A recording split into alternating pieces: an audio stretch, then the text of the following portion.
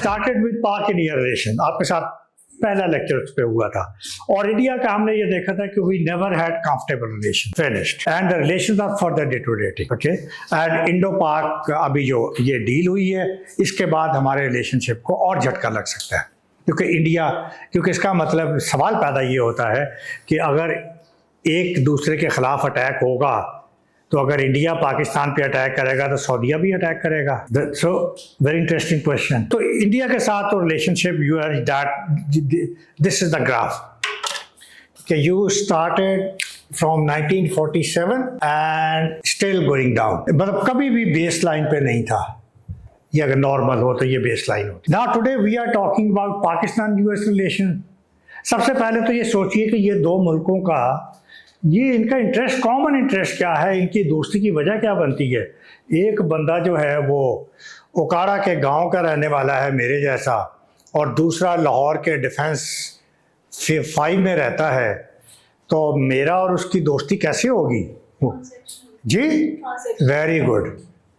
वो वक्ती हो सकता हो, किसी बात पे हो सकता है कि ओकाड़ा वाला जो लड़का है वो बहुत पढ़ता हो और ये डिफेंस वाला लड़का कहे कि यार मैं वक्ती तौर पे इससे फ़ायदा उठाऊं, इसके नोट्स ले लूं, इसको यूज़ कर लूं, उसके बाद मैं इसको किक आउट कर दूंगा, तो फ़ायदा उठाने के लिए। सो एग्जैक्टली द पाक यूएस रिलेशन, राइट, उसमें कोई डेप्थ नहीं है, कोई लॉन्ग टर्म फ्रेंडशिप नहीं वाला कॉन्सेप्ट नहीं है।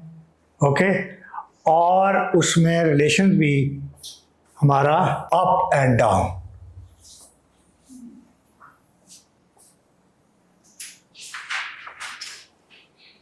Going up, phase number 1, phase number 2, down, phase number 3, up, phase number 4, down, phase number 5. इस वक्त हम phase 5 में हैं। और फिर ये भी नहीं कि हम जब कंफर्टेबल फेजेस में होते हैं तो ये कंफर्टेबल फेजेस में भी ना हमारी दोस्ती इट्स नॉट वेरी कंफर्टेबल। उसमें भी झटके लगते रहते हैं, छोटे छोटे अप एंड डाउन, छोटे छोटे up and down. On the whole up है, लेकिन फिर भी झटके छोटे छोटे।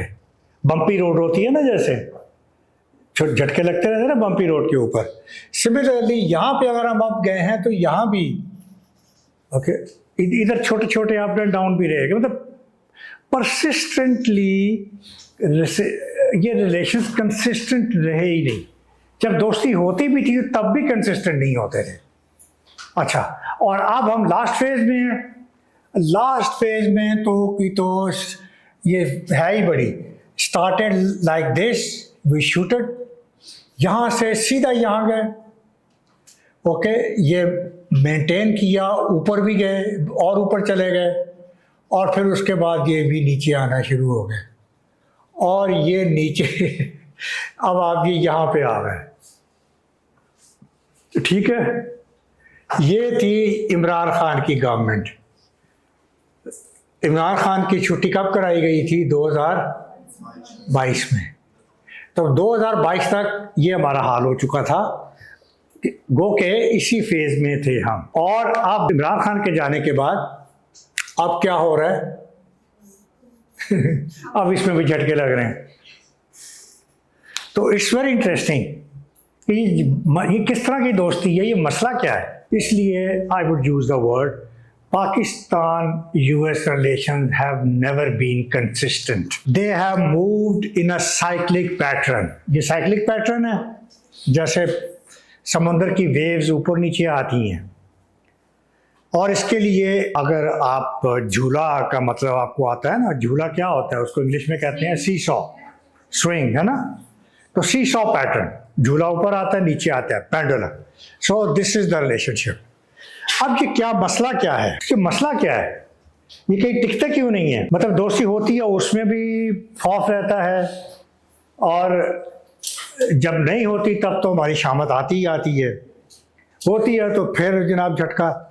द थिंग इज कि we are not the compatible partners. जिस तरह मैंने कहा, ओकाड़ा के गांव का और एक डिफेंस 5 के लड़के का, ओके, ज़ाहिर है बहुत डिफरेंसेस होंगे, वो बड़ापन होगा दोनों का अगर वो परमानेंटली अलाइ कर जाते हैं, और परमानेंटली वो अलाइ तब करेंगे जब वो दोनों सेम सर्विस में आ जाएंगे, सेम तरह के लीडर बन जाएंगे, तो then they will respect everybody.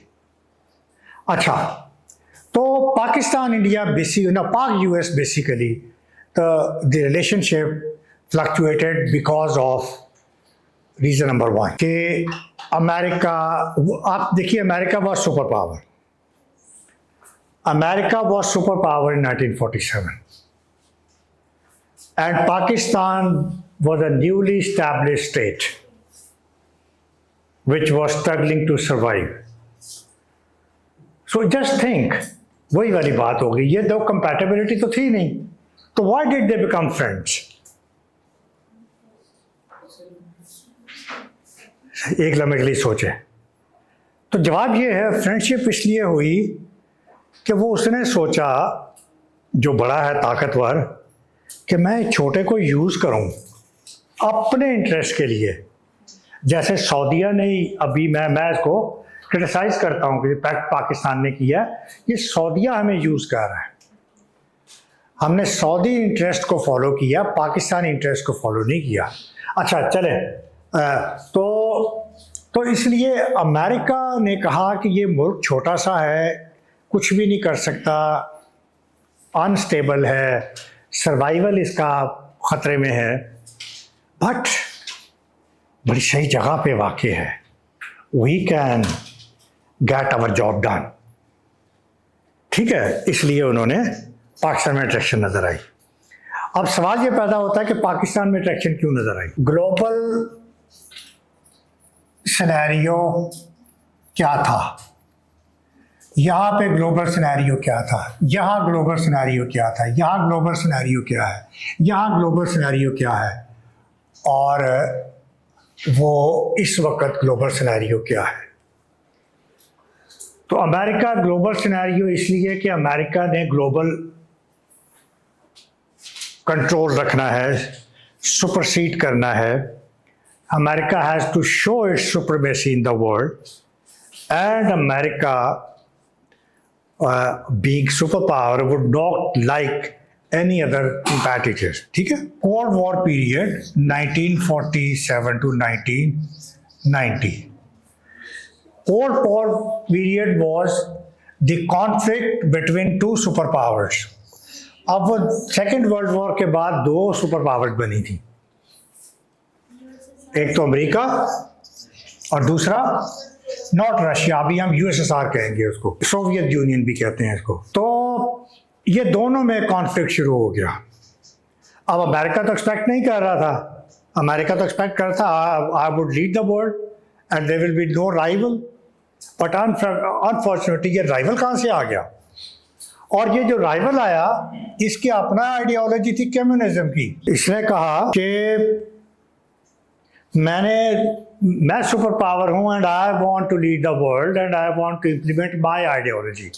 देखिए, जब इस्लाम ने दुनिया को रूल किया तो इस्लाम ने अपनी आइडियोलॉजी दी दुनिया को, इस्लामिक आइडियोलॉजी। तो जब दुनिया में कोई भी सिविलाइजेशन टॉप पे होते हैं तो वो अपने रूल्स, अपनी नॉर्म्स, अपनी ट्रेडिशंस, अपना कल्चर वो ट्रांसफ़र करता है।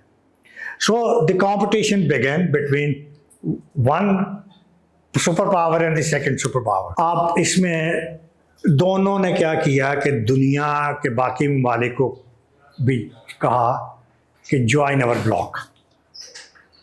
सो Pakistan also had the choice, USSR offered Pakistan to join our bloc, Pakistan also got the offer USSR, क्योंकि अब आपको नक्शा चाहिए। अब मेरी बात समझने के लिए नक्शा चाहिए। तो नक्शा ये है कि अगर आप नक्शा देखेंगे तो पाकिस्तान के ऊपर कौन है? नॉर्थ में अफगानिस्तान, अफगानिस्तान के नॉर्थ में कौन है या कौन था?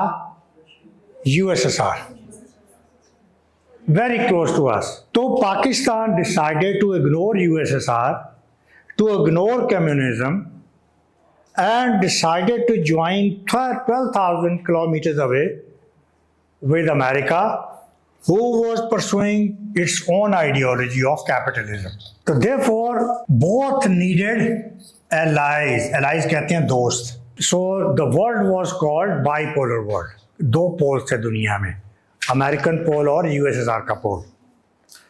ये कॉन्सेप्ट आपको हर जगह अप्लाई, आपका कॉन्सेप्ट ये अप्लाई होगा. तो इस स्ट्रगल की वजह से अमेरिका ने कहा कि पाकिस्तान बड़ी अच्छी जगह पे लोकेशन है, यूएसएसआर अफगानिस्तान के ऊपर है, इसको इधर यूज़ करेंगे, पाकिस्तान को यूज़ करेंगे, इसके ज़रिए कम्युनिज्म का स्प्रेड कंट्रोल करेंगे और सोवियत यूनियन की एक्सपेंशन कंट्रोल करेंगे. गेटिंग? तो अमेरिका तो और तो कोई इंटरेस्ट नहीं था पाकिस्तान में, और उन्होंने कहा कि इसके बदले में पाकिस्तान को, हमें पता है कि इनको कैसे खुश करना है, इनको डॉलर दे देंगे. आज भी हम डॉलर ही लेते हैं और सऊदीया से भी डॉलर ही लेंगे. तो दैट इज़ द स्टोरी कि Pakistan and India they became friends, although they had nothing in common. कोई कॉमन इंटरेस्ट नहीं था, कोई कंपैटिबिलिटी नहीं थी. लेकिन इस ग्लोबल सिनेरियो में, कोल्ड वॉर सिनेरियो में, right, America wanted to make friends and as far as Pakistan is concern it is located at a wonderful location. Pakistan को के ज़रिए हम यूएसएसआर की जासूसी करेंगे, तैयारे भेजेंगे, उनका एजेंडा जो है हम उसको फ्लॉप करेंगे. So that is the story कि आपकी दोस्ती हुई. अब आप समझ गए why you became friend, because of the rivalry between two super powers. That is the cold war scenario, global scenario, cold war. अच्छा, उसके बाद कोल्ड वॉर ख़त्म कब होती है? यहाँ पे मैंने आपको बताया कि 1990, 1980 भी कह सकते हो, यहाँ पे कोल्ड वॉर ख़त्म हो जाती है. कोल्ड वॉर ख़त्म कैसे होती है? ये जो यूएसएसआर है ना, it collapses as a super power. अब ये टूट गया. पहले एम्पायर कहलाता था, यूएसएसआर यूनियन. यूनियन का मतलब होता है प्रोविंसेस, स्टेट्स. 15 रियासतों का मजमुआ थी, यानी 15 मुल्कों पे कब्जा किया हुआ था रशिया ने. वो टूट गया और सारे मुल्क अलहदा हो गए, इंडिपेंडेंट हो गए. अफगानिस्तान के ऊपर 5 सेंट्रल एशियन स्टेट्स के नाम अगर आपने सुने हो, काज़ाकिस्तान वो भी इसका हिस्सा था, ताजिकिस्तान भी इसका हिस्सा थे, तुर्कमानिस्तान भी उसका हिस्सा थे, किर्गिस्तान भी उसका हिस्सा थे, उज़्बेकिस्तान भी इसका हिस्सा थे. इस तरह ये तमाम मुल्क जो इसका हिस्सा था ये टूट गए और लहदा हो गए. और कोल्ड वॉर ख़त्म होने के बाद जो यूएसएसआर रह गया उसको अब हम कहते हैं रशिया. सो यहाँ पे the cold war has ended, global scenario. So you lost your significance in this phase. ये फेज नंबर 4 है जी, ये फेज नंबर 4 है. और समझ में आ गई डिप क्यों आ गई? आपकी ज़रूरत नहीं है, थैंक यू, आपको यूज़ कर लिया. जिसके खिलाफ आपको इस्तेमाल करना था, the enemy has gone, now we have no more enemies, now you just get off. फिर तीसरा ग्लोबल सिनेरियो आप लोगों के लिए फिर इंपॉर्टेंट है कि एक दफ़ा फिर ग्लोबल सिनेरियो यहाँ पे चेंज होता है, यहाँ पे पोस्ट 2001. ये तीसरा ग्लोबल सिनेरियो है. पहला कोल्ड वॉर है, दूसरा कोल्ड वॉर एंडिंग, यानी कि unipolar world, America becomes the only super power of the world. और अमेरिका अभी भी ये क्लेम करता है कि भाई मैं अभी भी सुपर पावर हूँ. तो कोल्ड वॉर के बाद का पीरियड अगर हम इसको कहें तो ये हम इसको कह सकते हैं पोस्ट कोल्ड वॉर पीरियड में रह रहे हैं. Easy to understand. और इसमें America is the only super power and there is a new power which is emerging, China. Okay, so China is still an emerging power, and it is debatable whether China will equalize the American influence or not, whether the world will again become multipolar or unipolar, or will remain or it will become bipolar फिर से. तो अब हम इस phase में आए. इसमें global scenario क्या हुआ कि there was unipolar world, America was the only superpower, and communism was over. So similarly, Pakistan's significance was over, But here another global disaster took place. क्योंकि अमेरिका सुपर पावर है ना, वो global, उसके interest global है, उसका interest Pakistan नहीं होता। वो तो मैंने ग्लोबल है, इसमें मैंने यूज़ कहाँ करना है। अब ये क्या था यहाँ पे, this is the now here America gets a new global challenge, that is the challenge of terrorism. वो कैसे? अमेरिका पे अटैक हुआ था 9/11/2001, पता है आपको कि नहीं? और अमेरिका ने कहा कि ये भाई this is war on America, we have never been hit by any country. America को हिट किया भी नहीं जा सकता। फिर अगर आप नक्शा देखें ना, नक्शा में देखें अमेरिका का कोई दूर दूर तक कोई टेरिटरी नहीं है, कोई मुल्क ही नहीं है। तो अमेरिका तो ऐसी ज़बरदस्त लोकेशन है कि नोबडी कैन अटैक है। सो अमेरिकन्स समझते थे कि we live in safe havens, और अमेरिका पे अटैक हो गया। Very unusual, very unprecedented story. अच्छा, तो अटैक अमेरिका पे हुआ तो अमेरिका ने कहा कि ये अटैक जो है ये अनप्रेसिडेंटेड है, ये दुनिया में पहले कभी नहीं देखा गया, हिस्ट्री में पहले कभी नहीं देखा गया, ये यूनिक अटैक है। और अटैक क्या है कि हमारे 4 जहाज अगवा करके न्यूयॉर्क से वो टेररिस्ट ने अगवा किए और उनको उन्होंने ट्विन टावर ऑफ न्यूयॉर्क के साथ उड़ा दिया, पेंटागन से उड़ा दिया। ट्विन टावर का वही मुकाम है जो आप समझ लीजिए हमारे लिए यादगार पाकिस्तान है, कि हमारा सिंबल है हमारी पावर का, हमारी स्ट्रेंथ का। तो American might was challenged. America cried that how four terrorist they dared to attack my country. तो अमेरिका ने कहा कि they are terrorists and America declared war on terror, number 1। और दूसरा अमेरिका ने कहा कि this is global war on terror, क्योंकि ये terrorist global है और इस global से अमेरिका पे अटैक हुआ है। So obviously America was upset, America was nervous, और America again decided that now earlier we had communism as our enemy and now we have new enemy, that is terrorism. अब terrorism कैसे जो terrorism, वो जो 4 जहाज hijack किए थे वो किसने किए थे? वो उसामा बिन लादेन की ऑर्गेनाइजेशन थी अल-कायदा। अल-कायदा का एजेंडा यही था कि to attack American interest and to challenge American supremacy and to establish Islamic system everywhere.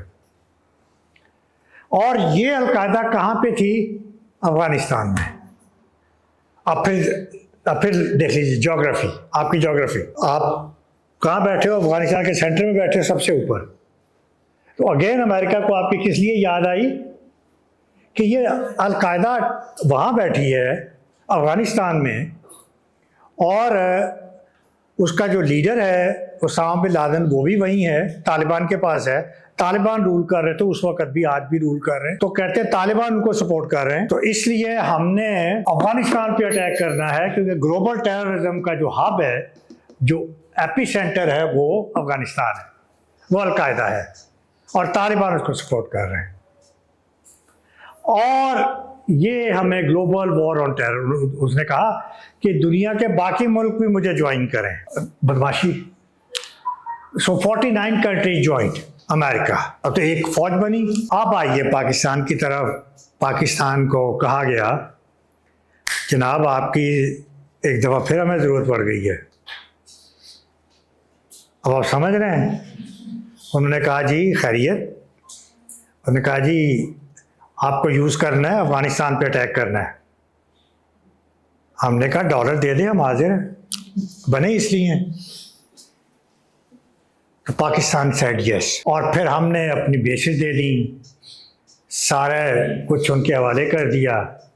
America ने अटैक किया, तालिबान को रिमूव कर दिया, अल-कायदा को तहस नहस कर दिया, और फिर उसके बाद अमेरिका ने बड़ा थैंकफुल रहा पाकिस्तान का, यार आपने बड़ी हमें हेल्प की है, ये आपने तालिबान को रिमूव करवा दिया है, आपने अलकायदा को तोड़ दिया है, वेरी गुड पाकिस्तान, शाबाश, और ऊपर चले गए। ठीक है, अब उसके बाद की स्टोरी की इसके दौरान ही फिर हमारे प्रॉब्लम्स अंदर इमर्ज होना शुरू हो गए। हमारे रिलेशन स्टैब्लिश रहे, लेकिन भारत नहीं बनती थी, कई मियाँ बीवी की नहीं बनती, फिर भी 40 साल गुजार लेते हैं, 50 साल गुजार लेते हैं कि इसके अलावा तो और भी बुरा हाल होगा।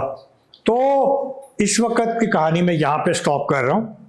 एक मैंने एक ब्रॉडर सिनेरियो दिया है, और कि ये अमेरिका के ग्लोबल इंटरेस्ट हैं, जिसमें आप फिट नहीं होते दोस्ती में, क्योंकि आपका उनके साथ कोई कंपैरिजन नहीं है, आपको सिर्फ यूज़ किया जाता है। इसको अंग्रेजी में पैटर्न स्लेव रिलेशनशिप भी कहा जाता है।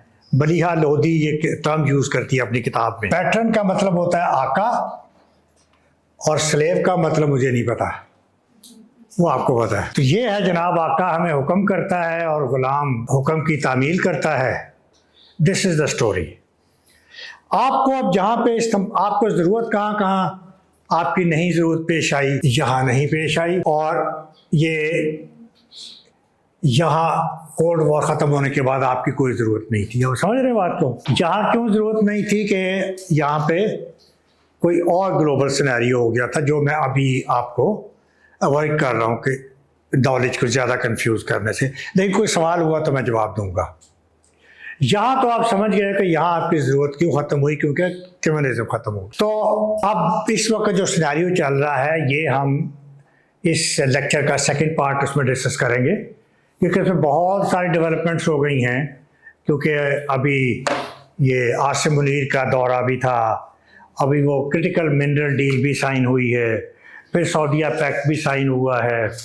तो फिर अभी अगर आप लोग अगर कोई शौक़ रखते हैं करंट अफेयर्स में, तो अमेरिका ने दोबारा मांग लिया है अफ़गानिस्तान में एक बेस को, Bagram base. Bagram base is very close to Pakistan. Kabul है, काबुल पेशावर से कोई मेरा ख्याल है 150-200 किलोमीटर है, बगराम से कोई 50 किलोमीटर काबुल से बगराम है। तो अगर मैं ये अगर नक्शा बनाऊं, this is Pakistan and this is Afghanistan, ठीक हो गया। This is Kabul very close to, and this is Peshawar, and this is Bagram. अब अमेरिका ने ये नई चाल चली है, इसकी बहरहाल जब हम इसको टॉपिक को कंप्लीट करेंगे तो फिर इनके कॉन्सेप्ट्स आप सवाल पूछ सकते हैं कि ये अमेरिका को दोबारा ये बेस क्यों यूज़ कर ली है। अमेरिका को ख़तरा है, अमेरिका की, क्योंकि ये बगराम बेस पेशावर काबुल के पास, अमेरिका को ख़तरा है पाकिस्तान से भी दोस्ती होने के बावजूद। क्यों खतरा है? क्योंकि हमारे पास एटॉमिक वेपन्स हैं, और वो अमेरिका ने आज तक बर्दाश्त नहीं की है। हमारी दोस्ती हो जाती थी वक्ती तौर के ऊपर, लेकिन न्यूक्लियर वेपन्स कहते हैं ना ना ना ना ना, ये तो हम कभी भी एक्सेप्ट नहीं करेंगे। तो इसलिए पाकिस्तान पे नज़र रखना है पाकिस्तान के न्यूक्लियर वेपन डिस्ट्रॉय करने के लिए बगराम चाहिए होगा। हमें बगराम चाहिए। ये ईरान बदमाशी करता है पूरे मिडल ईस्ट में और इजराइल के ख़िलाफ़, हमें इसको भी ठीक करना है। ये भी 1 घंटे के फासले पे है। और इधर कौन है? China. Yes, here is China. तो चाइना का यहाँ से 2 घंटे की फ्लाइट है, और चाइना के जो न्यूक्लियर साइट है ना, वो चाइना, और चाइना इमर्ज कर रहा है। China is becoming a new power. तो अमेरिका बिलीव्स के ना China has to be contained. Contain का मतलब होता है रोकना। यहां पे कंटेनमेंट ऑफ क्या था? USSR. Now in 21st century containment of China. तो अमेरिका यहां से और चौथा अफगानिस्तान पे भी नज़र रखनी है। अफगानिस्तान में नज़र क्यों रखनी है? क्योंकि ये तालिबान, आईएसएस पता है ISIS का, TTP, इस्लामिक स्टेट जो टेररिस्ट हैं, अल-कायदा, ये अभी वहाँ पे मौजूद हैं। तो ये इसलिए अफ़गानिस्तान को भी ठीक करना है। तो दिस इज़ ओवर।